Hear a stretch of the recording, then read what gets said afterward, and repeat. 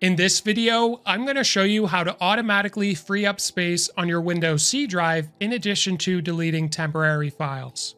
So the first thing you're going to want to do is go to the search bar in the bottom, type in System, and click on System. Now once you're here, you'll see to the left System, and we're going to click on it again. And now we're going to scroll on downwards towards Storage. So click on this, and you're going to see your Windows C drive with how much you're using as well as how much free space is available, and it's all categorized here. Now, under Storage Management, you'll notice this option called Storage Sense.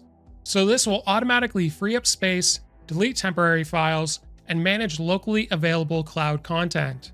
So I highly recommend you turn this on. Windows will ensure to delete anything that you're not using and you don't necessarily need, as well as offering recommendations for cleanup right here.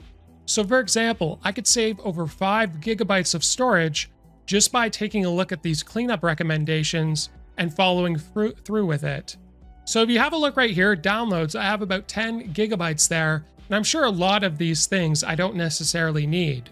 So you can automatically clean it up, or you could just actually go to your downloads and delete things, but this was a great recommendation. Now if we click on storage at the top here, again, we'll see advanced storage settings. So there's different backup options you can use, storage spaces, maybe you have an extra drive, as well as other options here, in addition to drive optimization, which is essentially just defragging your hard drive to make things a little bit more accessible and easy to access. So I hope this video was helpful. If it was, be sure to like and subscribe to the channel, and we'll see you in the next one.